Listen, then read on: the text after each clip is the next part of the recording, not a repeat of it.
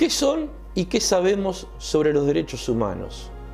Esta pregunta podemos hacerla en cualquier parte del mundo, considerando que los derechos humanos tienen carácter universal. Los individuos que actualmente habitamos este planeta tenemos al menos una idea para contestarla. No obstante, en pleno siglo XXI y a 71 años de la Declaración Universal de los Derechos Humanos, existe una gran parte de la población mundial que no puede definir correctamente qué son los derechos humanos, para qué sirven y quiénes, en definitiva, los violan. Vamos a ver qué opinan los habitantes de esta ciudad donde se filmó este documental. Todo derecho que tiene el ser humano. Los años de la represión me hace recordar a memoria. Son las garantías de todo tipo de derechos que rigen en la Constitución a los ciudadanos de ese país. Muchos desaparecidos y todo eso. Libertad de expresión. El derecho a la vivienda, el derecho a la educación. ¿Qué pregunta? Los derechos humanos. Nosotros tenemos que exigir del Estado. Y el Estado somos todos nosotros y ahí es mucho más grande, mucho más amplia la... Y para mí son todos los derechos que tenemos que tener todos por el hecho de ser personas o ser humanos. Para mí los derechos humanos es quererte y nada más y respetar el uno al otro. El derecho a la identidad, por ejemplo. Los derechos de uno dice que empiezan donde terminan el de los demás, ¿no? O al revés. ¿Qué son los derechos humanos? Lo que ningún gobierno respeta. Para mí es un derecho internacional que tienen todos los seres humanos en cuanto a las atrocidades que se cometan con su persona. Eso es lo que hay que respetar, los derechos humanos de los niños, de los ancianos y de las personas con capacidades diferentes. Hay derechos humanos que se dicen de la boca para afuera y los gobernantes después lo utilizan como quieren. Derechos que hacen que todas las personas tengan un respeto determinado por las demás personas. La Constitución plantea el derecho a la vivienda, a la salud, a la educación, al trabajo y sin embargo no se cumple. En mi pensamiento es un derecho para, desgraciadamente, los delincuentes. Los derechos humanos es lo que merecemos todos tener para vivir bien y tener buena calidad de vida. Desgraciadamente, desde que están implantados los derechos humanos, se están protegiendo más a ellos que a nosotros. Creo que en la medida en que la humanidad salga a la lucha por todas estas cuestiones, que los derechos humanos van a dejar de ser una letra muerta y que en realidad los vamos a internalizar, los vamos a aprender, ¿no?, de hacerlos nuestros. Vemos que cada persona tiene una idea aproximada o no, pero lo cierto es que una definición apropiada de los derechos humanos sería que son derechos inherentes a todos los seres humanos, sin distinción alguna de nacionalidad, lugar de residencia, sexo, origen nacional o étnico, color, religión, lengua o cualquier otra condición. De acuerdo a la Carta de la ONU, hay 30 derechos humanos y se enumeran en la Declaración Universal de los Derechos Humanos. Los derechos humanos se han convertido en uno de los conceptos más importantes de la humanidad. ¿No es así, doctor Santiago Cantón? Cuando hablamos de derechos humanos hablamos de algo que, si bien tiene sus orígenes milenarios, en general hablamos de 1948. Segunda Guerra Mundial, termina en 1945, el despertar de la humanidad frente a las atrocidades que ocurrieron durante la Segunda Guerra Mundial, el Holocausto en particular, y la conciencia de la humanidad que dice esto no puede volver a pasar, ¿no? Nunca más a nivel universal.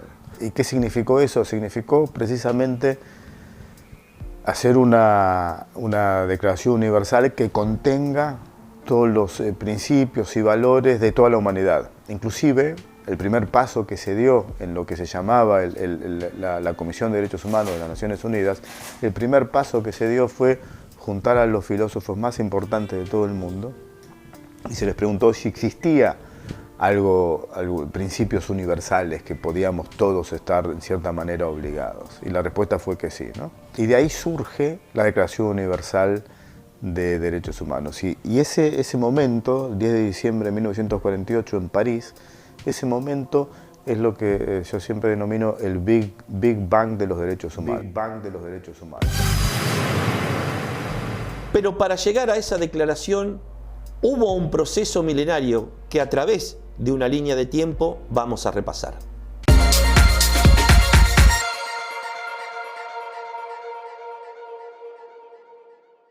Profe, ¿cuándo nacieron los derechos humanos?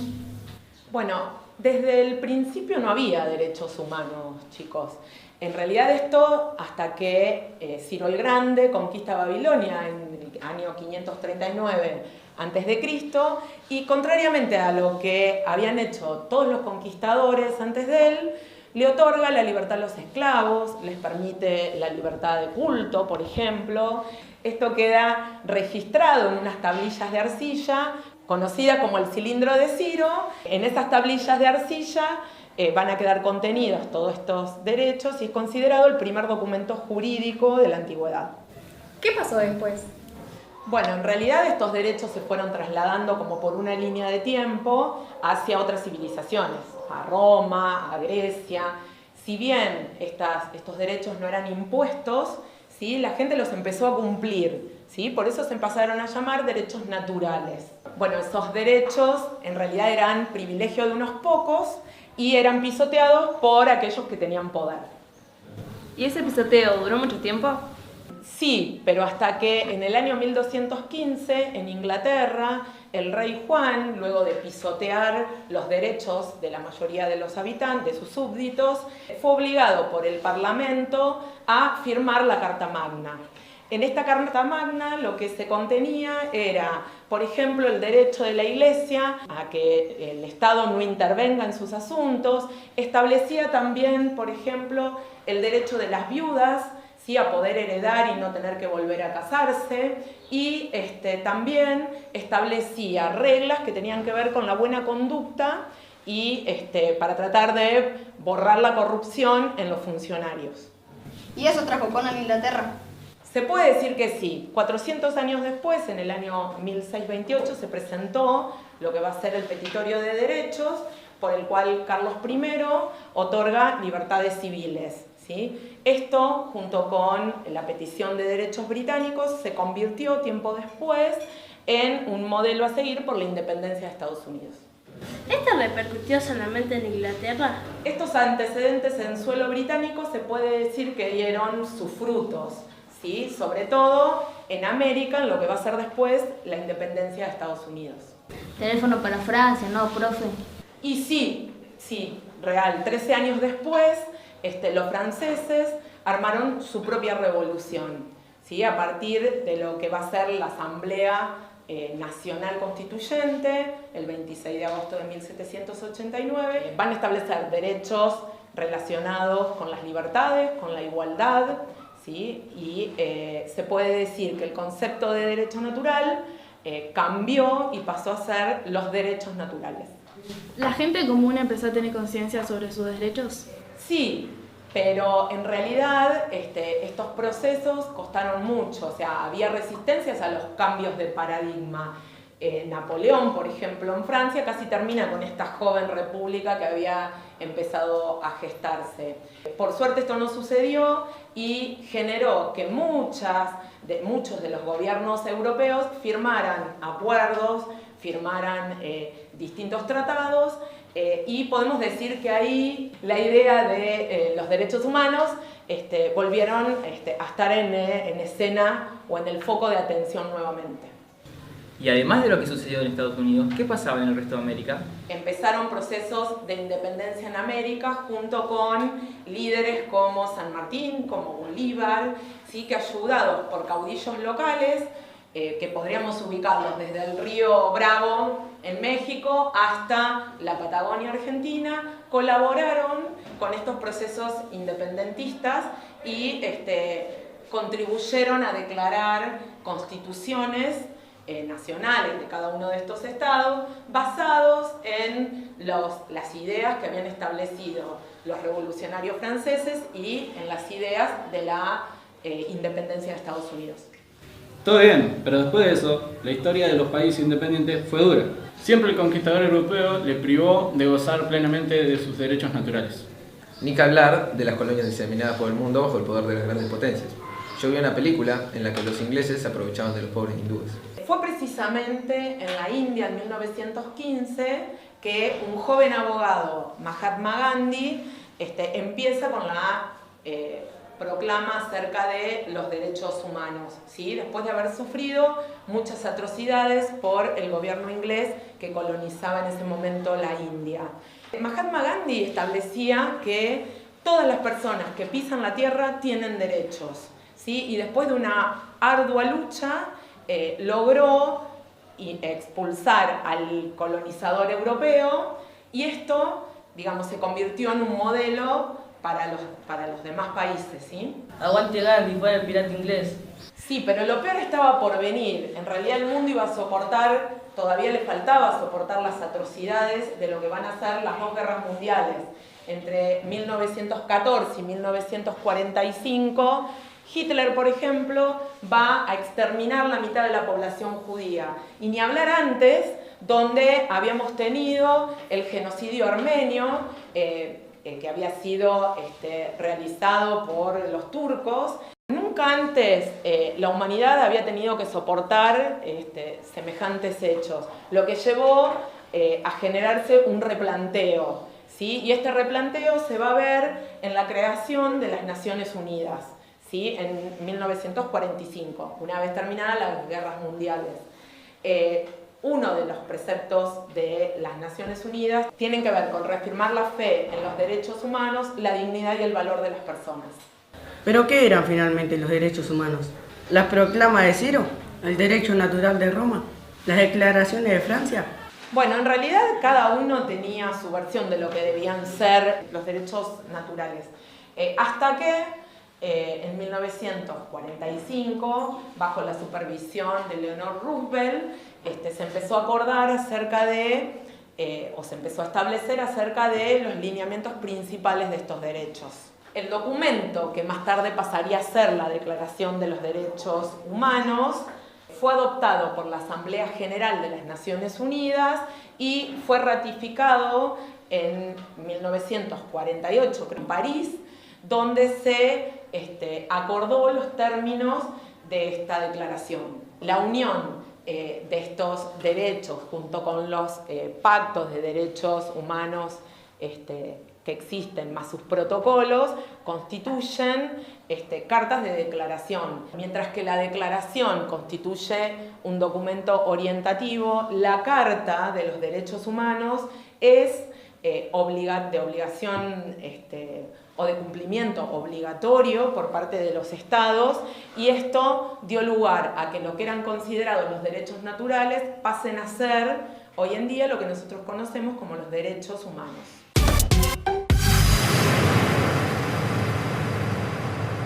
El proyecto de la declaración se sometió a votación el 10 de diciembre de 1948 en París, Francia, y fue aprobado por los que entonces eran los 58 Estados miembros de la Asamblea General de la ONU, con 48 votos a favor y 8 abstenciones.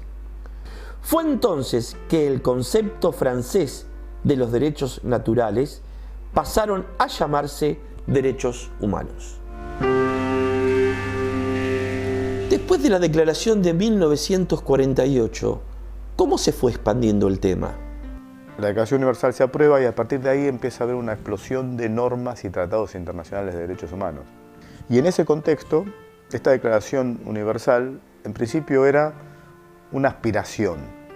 Con los años se fue formalizando a través de tratados esa aspiración inicial de 1948 y se empezaron a buscar los mecanismos para que esa, en principio, mera aspiración fuera obligatorio para los estados. Si el Estado lo firma, lo ratifica, se compromete a cumplir con esas con esos derechos garantizados en esas convenciones. Y de ahí están, en 1966, la Convención de Derechos Civiles y Políticos y la Convención de Derechos Económicos, Sociales y Culturales. Hoy en día tenemos aproximadamente 11 tratados que obligan a los estados de las Américas a cumplir, son obligatorios, no son meras aspiraciones, contra la tortura, contra la desaparición forzada, a favor de los niños, a favor de las mujeres, o sea, se fueron ampliando el abanico de derechos que todos los estados les garantizamos a las personas.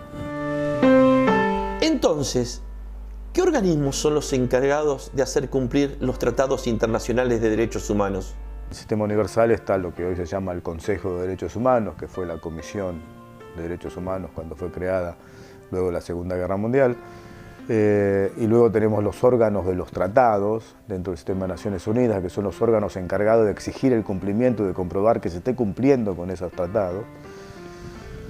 Y en el sistema interamericano tenemos la Comisión Interamericana de Derechos Humanos, por un lado, creada en 1959, y por otro lado la Corte Interamericana de Derechos Humanos, creada en 1979, que esos son los dos órganos interamericanos, que son los nuestros, encargados de exigir el cumplimiento con las distintas convenciones aprobadas en el sistema interamericano de derechos humanos. Y eso se puede dar también a nivel africano, donde hay una comisión africana y una corte africana, a nivel asiático, donde hay un sistema, a nivel europeo, donde está el Tribunal Europeo de Derechos Humanos. A pesar de los retrocesos sufridos debido a las cruentas dictaduras en toda Latinoamérica, se ha logrado avanzar bastante en materia de derechos humanos. La evolución que ha habido a lo largo de las últimas décadas ha sido impresionante y que hoy en día la mayoría de los jueces de América Latina han tenido algún tipo de instrucción en materia de derechos humanos y que las decisiones de la Corte Interamericana y de la Comisión Interamericana son usadas por cualquier juez, por cualquier fiscal, cualquier abogado de nuestros países. Y eso ha sido realmente la forma por la cual los derechos humanos han avanzado y se han promovido por toda América Latina, por el Caribe, por todo el sistema interamericano de derechos humanos, con un impacto verdaderamente extraordinario. Con un impacto verdaderamente extraordinario. Tanto desde el punto de vista del derecho de las mujeres, del derecho de los pueblos indígenas, del derecho de los afrodescendientes, del derecho de las personas privadas de libertad, digamos, realmente han tenido un impacto directo en el goce de los derechos por parte de los habitantes de las Américas. Hoy en día en el mundo vemos un debilitamiento de esos principios y valores que se originaron en 1948. Basta ver la situación en Europa, donde el nazismo ha vuelto a tener fuerza. La ausencia hoy en día a nivel mundial de líderes como sí los hubo en el pasado, líderes mundiales que levantaban las banderas de derechos humanos. Hoy en día a los que trabajamos en derechos humanos nos cuesta a veces encontrar apoyos en los estados, lamentablemente. Y eso tenemos que reforzarlo y todos los días tenemos que, lamentablemente hoy en día, protegerlo. Está cada vez más difícil seguir avanzando, honestamente, pero todo no debemos, digamos, la situación a nivel local, a nivel del país, a nivel regional, a nivel mundial, la agenda de derechos humanos hay que llenar el vaso y todo lo que trabajamos, ya sea del Estado, de la sociedad civil, de cualquier posición en la que estemos, del sector empresarial, de cualquier posición en la que estemos, tenemos que luchar para que haya más y mejores derechos humanos para todas las personas. Todos deberíamos saber que el único que viola los derechos humanos es el Estado. No obstante, ese concepto hoy día pudo haber variado. Las principales ataques hacia las personas venían por los estados, ya sean los reyes, digamos, el poder central atacaba y violaba los derechos de las personas. Por lo tanto, los derechos humanos surgidos en 1948 es en oposición a los estados. Los que violaban los derechos humanos, los que violan los derechos humanos son los estados. La Declaración Universal, las convenciones, los tratados de derechos humanos son en oposición al Estado. El Estado es responsable, ¿no? Entonces, eso es muy importante tenerlo presente porque no todo delito, no toda violación es una violación de los derechos humanos. Es una violación de los derechos humanos en tanto en cuanto el Estado sea el perpetrador. Eso se ha ido modificando en las últimas décadas. Hoy en día hay sectores privados que tienen igual o más poder que los estados. Hay empresas que tienen muchas veces mucho más poder que muchos de los estados del mundo y que producen daños, por ejemplo, el medio ambiente. Por lo tanto, ha habido vinculaciones en donde existe cierto nivel de responsabilidad también de otros sectores que no necesariamente son los estados, pero teniendo algún tipo de vínculo con los estados, digamos. De alguna manera, por ejemplo, hay una responsabilidad de los estados de controlar a estos sectores para evitar que se cometan esas violaciones a los derechos humanos. ¿Qué otro punto en materia de evolución podemos mencionar? Otra evolución muy importante, en parte relacionada con los derechos humanos de las últimas décadas, ha sido indudablemente la creación de la Corte Penal Internacional. Cuando hablamos de todas estas instituciones, hablamos de responsabilidad estatal. El Estado es responsable de una violación. Cuando hablamos de la Corte Penal Internacional, hablamos de responsabilidad individual. La Corte Interamericana de Derechos Humanos responsabiliza a un Estado, Argentina, Uruguay, Chile, México, Brasil, por violar los derechos humanos de una persona o de un grupo de personas, mientras que la Corte Penal Internacional va a responsabilizar a una persona, al perpetrador de la violación. Puede haber o no responsabilidad estatal a sí mismo, pero la Corte Penal Internacional busca eso, mientras que la Corte Interamericana busca al Estado responsable. La Liga Argentina por los Derechos del Hombre es una asociación que fue fundada en Buenos Aires, Argentina, en una asamblea realizada en los salones del diario Crítica, el 20 de diciembre de 1937, y es reconocida unánimemente como la primera experiencia histórica en materia de agrupamiento de reconocidas personalidades y militantes en defensa de la legalidad constitucional en el país. La Asamblea Permanente por los Derechos Humanos, más conocida como la PDH, es una organización no gubernamental de derechos humanos de la Argentina, fundada en 1975.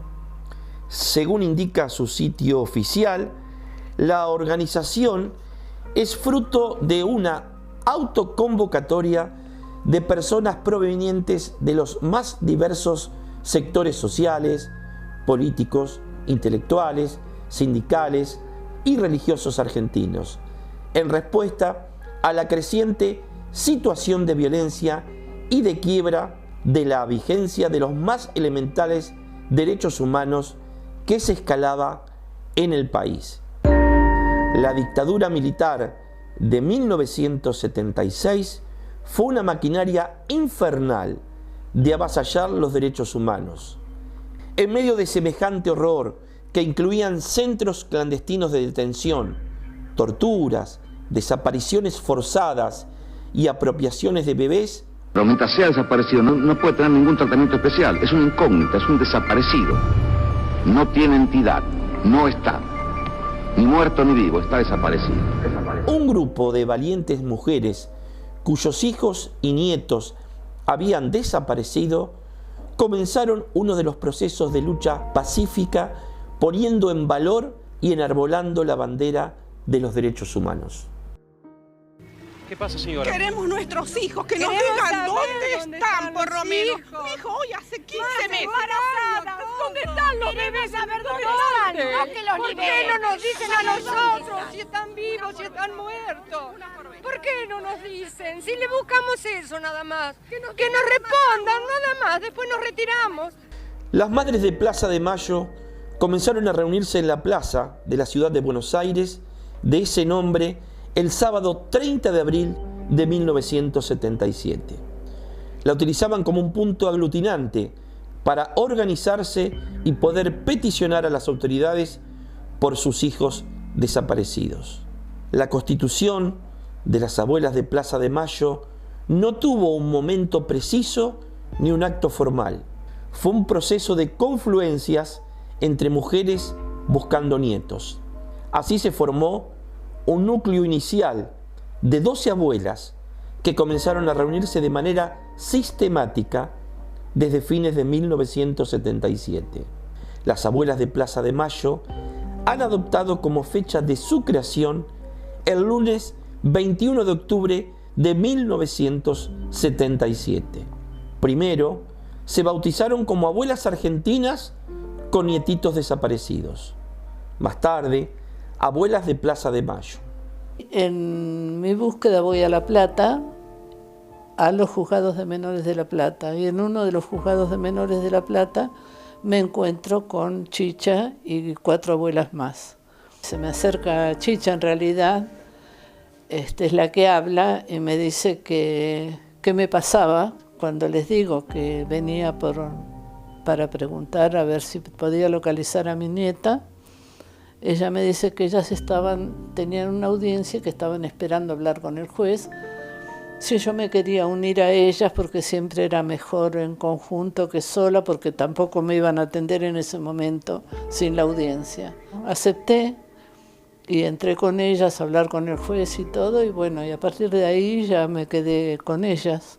Empezamos a trabajar juntas, a hacer fotocopias, a armar, a pensar en cómo hacer para pedir ayuda. Cada una hizo su trabajo de ir a preguntar a las autoridades, en las comisarías, a la Vicaría Castrense, o sea, todo lo que nos pareció donde nos podían dar una respuesta. ¿Cómo reaccionaron las instituciones del Estado argentino y el clero ante semejantes denuncias? La policía, juzgados, eso, nadie te daba, no sabían nada, no sé nada, nosotros no tenemos denuncia, no sabemos nada. En la Vicaría Castrense, en el caso de mi nieta, por ejemplo, llámeme el lunes que viene, llámeme la semana que viene, así hasta que me cansé y dejé de llamar. Y con respecto a las iglesias, fueron muy poquitas, contadas, los dedos de la mano sobran, los que nos escuchaban realmente. En un colegio de curas entro a preguntar y el director me dice: pero señora, usted está demasiado cansada, vaya a su casa a descansar, ya va a volver su nieta, usted sabe cómo son los chicos, seguro que se entretuvieron en el baile y se les hizo tarde, por eso no vuelven. Le contesté: claro, tiene razón, a los 23 meses la verdad que se debe haber distraído con el novio. ¿Qué le vas a contestar? Y hoy mismo, después de 40 años, seguís escuchando algunos discursos, algunas respuestas que fueron las mismas de los comienzos, ¿no? Nosotros no nos exponíamos públicamente porque estamos hablando del año 78, en mi caso, en el año 76, las primeras señoras. Estamos hablando de la época de la dictadura, o sea, primero que no salíamos solas, después que tampoco era cuestión de ir diciéndolo, porque más allá del peligro que uno corría, también estaba la familia de por medio. Lo que sí, entre los grupos de los familiares desaparecidos, se iba corriendo la voz de que habían nacido madres por un lado primero, después abuelas, después hijos, después nietos, y bueno, y cada uno el que tenía su problema se iba acercando para dejar su testimonio y ver cómo se podía ayudar mutuamente, que uno lo ayudara y uno a su vez acompañar en la búsqueda al otro, ¿no? ¿Qué acto de coraje el de estas mujeres en plena dictadura exponerse ante el Estado represor? Presentes ahora y siempre.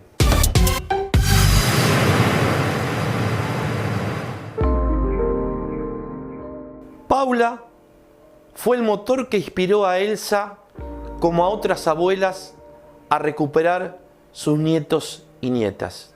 La primera noticia que tenemos de Paula es una abuela de Uruguay que trae unas fotos de una nena que habían escuchado que podía ser hija de desaparecidos, que a sus padres los habían matado, y que nos fijásemos si era alguno de los chicos que estábamos buscando nosotros.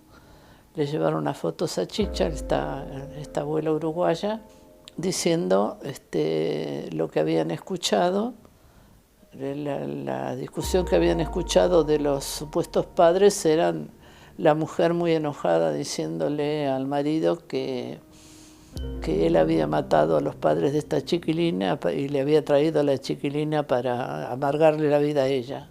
Las fotos venían con una dirección, así que empezamos a investigar esa dirección, a ver si la veíamos. Yo alcancé a verla una vez y se mudaron y la perdí. Eso fue en el año 80. Se me perdió hasta el año 83, que con la apertura política, el 82 mejor dicho, con la apertura política se ponen murales en las calles con las fotos de los chicos nacidos. Paula es muy parecida a su mamá, con lo cual fue como ver a mi hija parada delante mío de nuevo. Y la recuperamos, se hizo el traslado de guarda, mejor dicho, el 13 de diciembre del 84. Ella tenía el discurso de los apropiadores. Los apropiadores le habían dicho que yo era una señora que estaba loca y que decía que ella era mi nieta, pero que eso no era cierto porque era hija de ellos, que lo único que yo quería era que le sacasen toda la sangre para decir que yo era la nieta, que yo era la abuela. Así que fue una discusión muy, muy dura, muy difícil en el juzgado. Poderle hacer entender que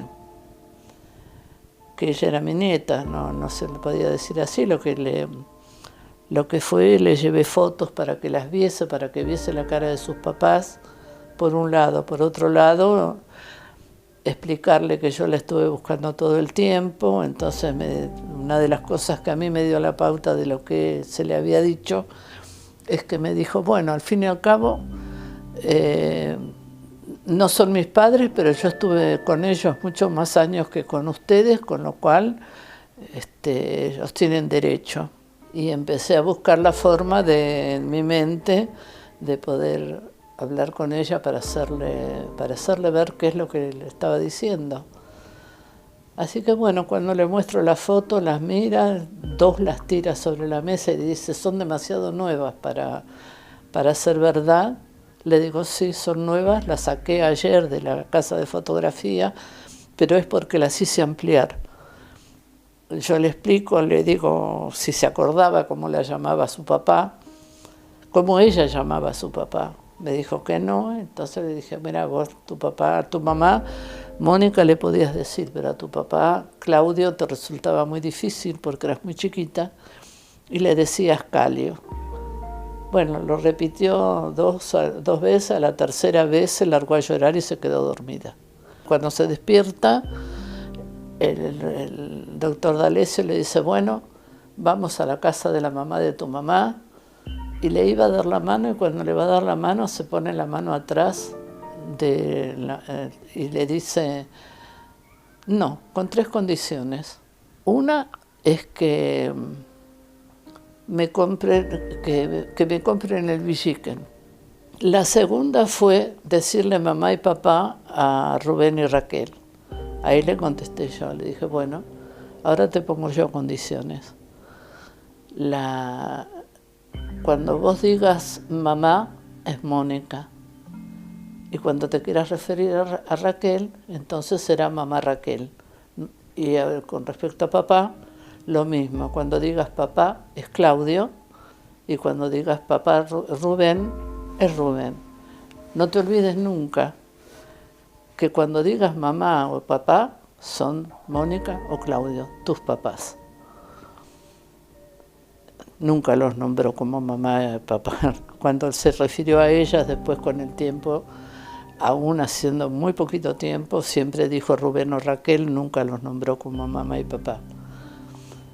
Y la tercera, nunca me pude acordar más. Me la olvidé. Se comportó como si hubiese salido a la mañana de casa y volvía. Fue al baño sin preguntar dónde era el baño, fue al dormitorio donde ella dormía con su mamá.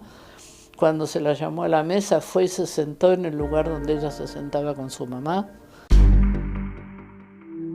La ciencia, más precisamente la genética, fue una herramienta importante para determinar la filiación de los nietos recuperados. En enero, febrero del 84 llega el aviso de que estaba el índice de abuelidad. Empezamos a a pelear para que le hicieran los análisis. Le hacen primero los análisis, como que le hacen el índice de paternidad, pero se lo hacen en tribunales y da el mapa genético exacto del apropiador. O sea, era una criatura que no tuvo madre, fue hija de él solo. Por supuesto, eso era muy evidente que era un dibujo.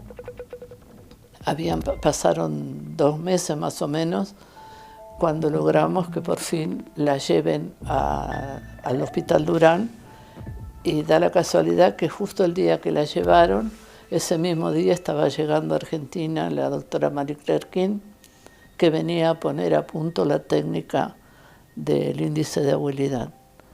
Así que bueno, ahí se la pude identificar, se la identificó enseguida. María Isabel Chorovic de Mariani, Chicha, fue presidenta de Abuelas de Plaza de Mayo. ¿Qué significó Chicha en la vida de Elsa Pavón? Para mí, yo no tengo palabras para decir, porque yo ni yo misma lo entiendo. Sí decíamos que éramos como hermanas por adopción, con todas las cosas lindas y no lindas que tienen los hermanos. Al mismo tiempo, para mí fue una guía, una maestra. Ella era maestra hasta el último día de su vida, era una enseñadora. Agradecerle los chicos encontrados, entre ellos mi nieta. Al mismo tiempo, después que se fue de Abuelas, seguirla y ayudarla y acompañarla en todo lo que pude en la búsqueda de su nieta, en su trabajo, que me parecía también muy interesante, porque ella lo que hizo fue dedicarse a la memoria, porque ella decía que no quería un Abuelas paralelo, ya estaba Madres separado y eran 2 líneas de madres, y ella dijo que eso no quería ella para Abuelas. Ella quería que todos los chicos que se fueran encontrando tuviesen un lugar de referencia, un lugar de verdad, y que las pequeñeces de los adultos no tenían por qué ensuciar ni enturbiar la realidad de esos chicos que ya habían pasado por la mentira y habían pasado por todo lo que significaba que los hayan sacado de su familia, de los brazos de su madre. Actualmente en la Argentina, según las cifras denunciadas hace años desde la agrupación por los derechos humanos ¿Quiénes somos?, se estima que hay más de 3 billones de personas de todas las franjas etarias que no conocen su verdadera identidad de origen, y no precisamente apropiadas durante la dictadura. Quien les habla es una víctima más de ese universo de apropiados. Y fue Chicha Mariani la primera referente de un organismo de derechos humanos que interpretó de inmediato que el derecho a la identidad en la Argentina debería extenderse a todos los tiempos históricos, respetando la universalidad de los derechos humanos. Crea en el año 96 ella la institución, la asociación Anaí. Lo que hace es trabajar con la memoria y con respecto a identidad, todos los que pidan por su identidad. No importaba ni la edad ni las circunstancias. No importaba ni la edad ni las circunstancias. Todo el que tuviese dudas y que necesitase un apoyo de alguna índole en ese terreno, ella estaba dispuesta a hacerlo y a ofrecerle lo poco que teníamos. ¿Por qué fue tan importante la visita de la Comisión Interamericana de Derechos Humanos en la Argentina? Ya un sector importante a nivel mundial se había enterado de lo que estaba pasando en Argentina, pero a partir de la visita de la Comisión y del informe que hace la Comisión Interamericana en 1980, el mundo tomó conocimiento desde un punto de vista de una institución intergubernamental como es la Organización de Estados Americanos, en la cual en aquel entonces la mayor parte de los estados eran dictaduras. Entonces el mundo tomó un conocimiento formalmente de lo que estaba pasando, ya no quedaban dudas de lo que estaba pasando. Y al mismo tiempo, ese de qué es lo que estaba pasando, la Comisión Interamericana le puso un nombre y apellido que pasó a ser, se modificó el significado de una palabra, ¿no? Y aquí me estoy refiriendo a las desapariciones, mientras que antes de la visita de la Comisión Interamericana las desapariciones tenían un significado en el diccionario de la Real Academia Española. A partir del informe de la Comisión Interamericana pasó a tener un significado, esa palabra pasó a tener un significado jurídico. El invento del término desapariciones en un contexto jurídico se lo dieron los casos de Chile y de Argentina por la dictadura de Pinochet y la dictadura argentina. Y también tuvo un impacto para la Comisión Interamericana esa visita, porque no solo fue importante para los argentinos, sino también para la misma Comisión Interamericana, porque no había hecho con anterioridad informes tan impactantes en la realidad de un país como fue el informe de 1979 en Argentina. La importancia que podía tener una entidad internacional que actuara de manera independiente no solo de los poderes fácticos, sino también de los poderes políticos, ¿no? Y la Comisión siempre a lo largo de la historia se ha mantenido ajena a todos esos vaivenes políticos en nuestra región. Yo tuve el honor de estar a cargo de la Secretaría Ejecutiva de la Comisión Interamericana durante 12 años.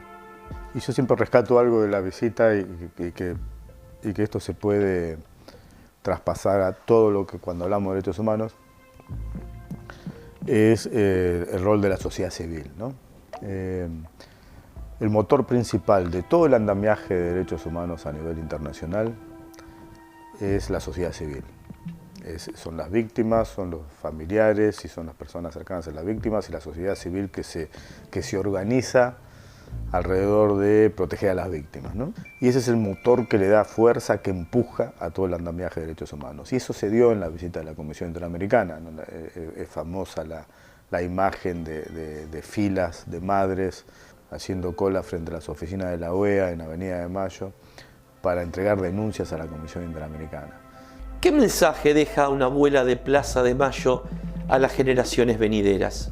Lo que creo que es una cosa que puede que, desde mi mirada, que sea inamovible, es la lealtad entre las personas, el apoyo, prepararse para no ser una oveja, digamos, ¿no? Para tener conciencia de lo que uno se compromete, de cómo defender su ideal, su libertad, su país.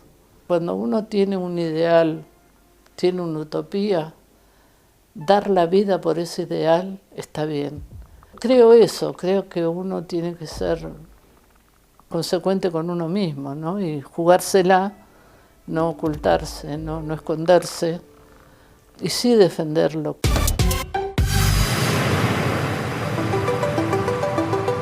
Se conoce como juicio a las juntas al proceso judicial realizado por la justicia civil en la Argentina en 1985 por decreto del presidente Raúl Ricardo Alfonsín sobre los integrantes de las 3 primeras juntas militares de la dictadura autodenominada Proceso de Reorganización Nacional, debido a sus graves y masivas violaciones de los derechos humanos. El 15 de diciembre de 1983, Alfonsín sancionó el decreto número 158/83, que ordenó someter a juicio sumario a 9 militares de las 3 armas que integraron las juntas que dirigieron el país desde el golpe militar del 24 de marzo de 1976 hasta la Guerra de Malvinas en 1982.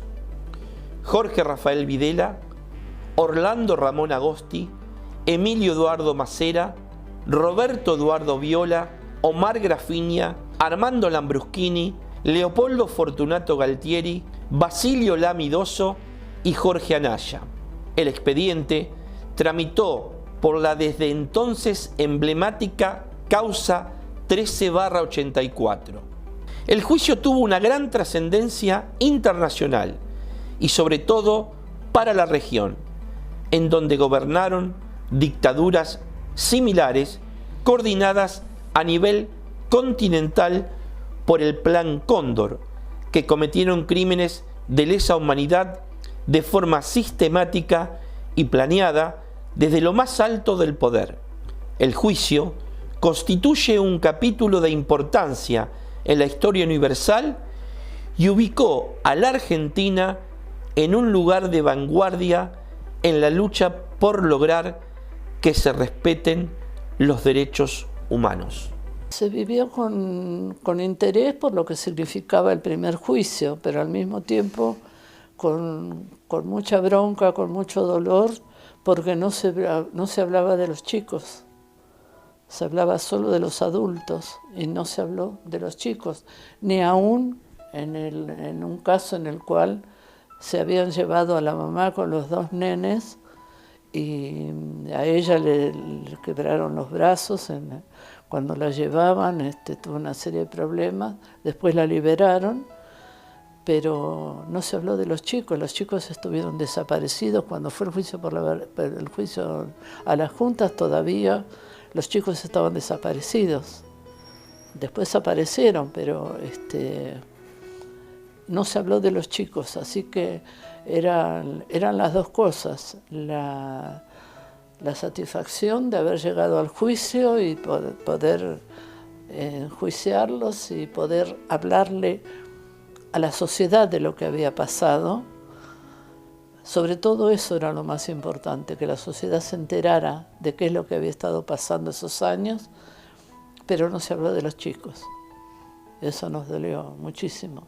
Quiero utilizar una frase que no me pertenece, porque pertenece ya a todo el pueblo argentino. Señores jueces, nunca más. Nunca más. Nunca más. Nunca más. Nunca más.